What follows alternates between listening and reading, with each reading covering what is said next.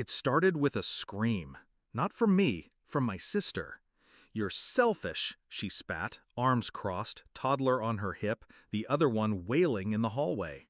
"You live here for free. The least you can do is help." I was cutting vegetables, didn't even look up.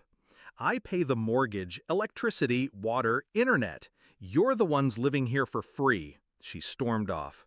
10 minutes later, my dad came in. "You hurt her feelings," he said. "Just help out more, okay? You know how stressed they are."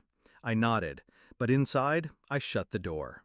I used to adore my sister. She was my shadow growing up, bright, reckless, loud. We built blanket forts, shared secrets. I covered for her when she snuck out, even took blame once for a dent in Dad's car. She cried. I paid. Always thought one day she'd return the favor. Turns out, she never learned the difference between love and leverage. It started slow. They moved in temporarily after her husband lost his job. 6 weeks turned to 3 months, then 6. They took my old room, more space for the kids, they said. I moved to the attic. I kept paying the bills, quietly, steadily, because I thought it was family, and family helps. But the day I said no to free childcare, they turned on me like a pack of wolves. It wasn't just her, it was all of them. My mom said I lacked compassion. My dad said I was making things tense. Her husband? He just grinned like he'd won. And maybe he had, for a moment. Because that night, I packed a bag. Not out of anger, out of clarity. And the next morning, I handed Dad a printed list. "Starting next month, I won't be covering these." He scanned it. Mortgage, utilities, subscriptions. "You're being dramatic." I'm being done. I walked out with a duffel bag and a $3.79 cup of coffee. Freedom never tasted so bitter or so right. The first few weeks were quiet. They didn't call, didn't ask where I went, didn't say thank you for the years I paid their bills like it was my duty. I found a one-bedroom apartment, small, clean, mine. I cooked for one, slept soundly, paid my own way. Then the texts started.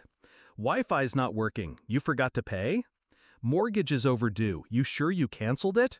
"We need help, just for a bit." I didn't answer. I just watched. Then came the eviction notice. They couldn't keep up. Turns out, 2 kids, no job, and no plan don't magically work themselves out. My dad called me. "They're losing the house. Are you really going to just watch?" I said nothing, because I'd watched for years.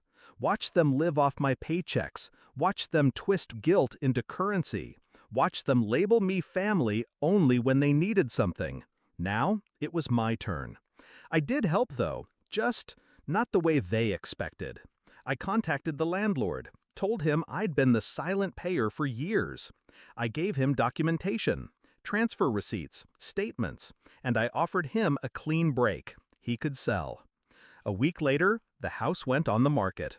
3 months after I left, they were out. I ran into my sister at the grocery store a few weeks later. She looked tired. Unbrushed hair, cracked phone screen, baby crying in the cart. She didn't speak right away. Then she muttered, "You ruined everything."